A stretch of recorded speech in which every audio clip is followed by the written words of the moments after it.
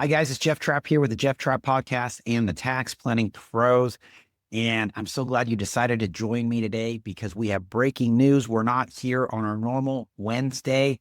This is an out of the ordinary podcast, but we're going to run this as our May podcast because finally we have an outline of a tax bill called the One Big Beautiful Bill. And there's a lot to dissect and there's a lot going on inside of that bill. So it's a 389 page tax. So overall, I'm going to tell you the good, the bad, and the ugly of this bill. But let's start off with some of the existing provisions that we're going to see. So we're going to have the Section 199A deduction continue, it looks like, in this draft. This is the qualified business income deduction. So this was a 20% deduction. They want to move this up to 23%. And a lot of people, when I meet with clients over the last couple of days, are like, well, I don't understand what that is, Jeff. So if you have a business and you have taxable income in that business of $100,000, the IRS is going to give you a $20,000 tax deduction and only tax you on $80,000. So now they're adjusting that for inflation up to 23%. Now, the state and local income tax deduction is back, but not at $10,000. If you're married filing jointly, it will be $30,000. Or if you're single or filing separate, $15,000. But there is a catch this time. It phases down for high earners making over $400,000 married filing joint or $200,000 married filing separate or single. So keep that in mind. So there might be some phase outs there. I don't know if they're going to still allow high income earners to deduct at least the $10,000 amount. And I'm sure that is something that will get ironed out over the next several weeks. A big win, though, for real estate investors and business owners is the 100% bonus depreciation. They want to bring that back. So if you have property that you own, that furniture, those fixtures, those equipment, that improvements will all be 100% tax deductible.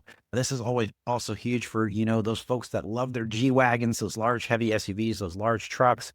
If they're over 6,000 pounds gross vehicle weight, you can get 100% tax deduction for those. And that would be retroactive back to January 20th, 2025 and extend all the way until the end of 2029. So that's really exciting news.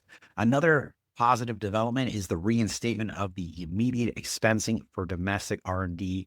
So that's research and development. This would apply for tax years 2025 through 2029.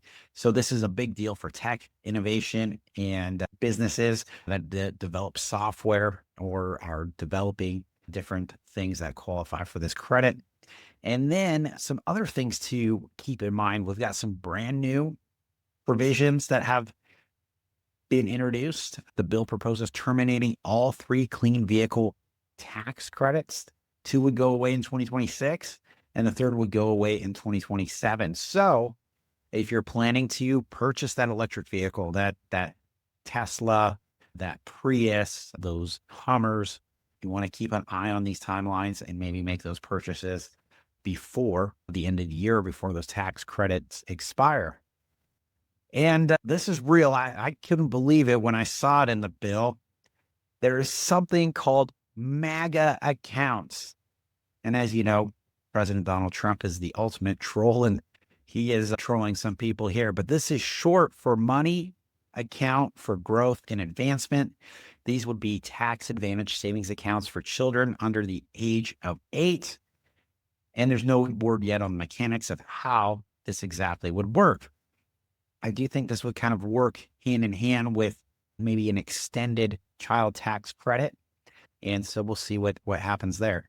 We may also see a new above the line tax deductions for qualified tips, overtime compensation, and even interest paid on passenger vehicle loans. So if you paid for those things personally, or you received overtime pay or tips and you're in that industry, you might get a tax credit there. The bill would also reinstate the charitable deduction for people who don't itemize deductions, $150 for single filers, $300 for joint returns. And then possibly an additional standard deduction up to $4,000 for taxpayers who are aged and or blind with high income based phase outs. And then, are you guys sick of 1099s? I think this might be my favorite thing in the tax bill.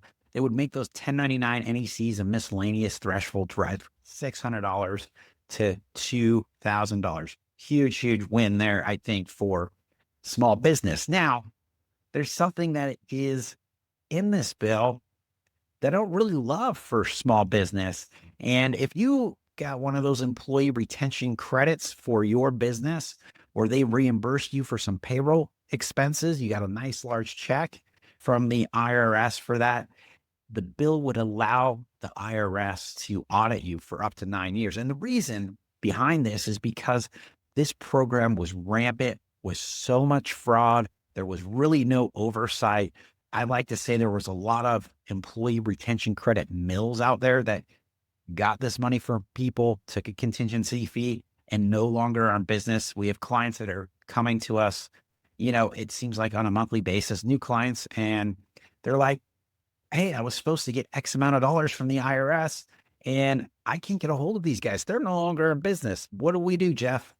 And it's a conundrum, right? And so part of this bill is that they can audit these claims for up to 9 years. So make sure you have all of your ducks in a row. Now, there's still no update. There's a few things that are still absent from this bill, right? Is non-taxable Social Security benefits. That's something that President Trump ran on, and that is not in this bill. So we'll see what happens on that. And there's also some different Medicare and Medicaid provisions that they haven't spoken to yet. So there is some good, there's some bad, there's some ugly with this tax bill. But overall, it's, really that extension of the 2017 Trump era tax cuts, the Tax Cuts and Jobs Act. So as always, please tune in for the most up-to-date updates on these bills and what's going on. Now, I know they wanted to pass these bills before Memorial Day. I really just don't think that's going to happen. But I would say end of Q2, early Q3, we should know where things are headed with these bills. And, you want to make sure that you are planning, you're meeting with your tax strategist. And also, right, this is the right time to strategize and plan, even without these provisions in place, because sometimes if you have a high income or a high tax bill, it's important to research the options that are presented before you so you feel like that you have plenty of time to make the right decision based upon your situation. So until next time, stay strategic, stay smart, and stay ahead. I'm Jeff Trapp with the Tax Planning Pros and the Jeff Trapp Podcast, and thank you so much for joining me today.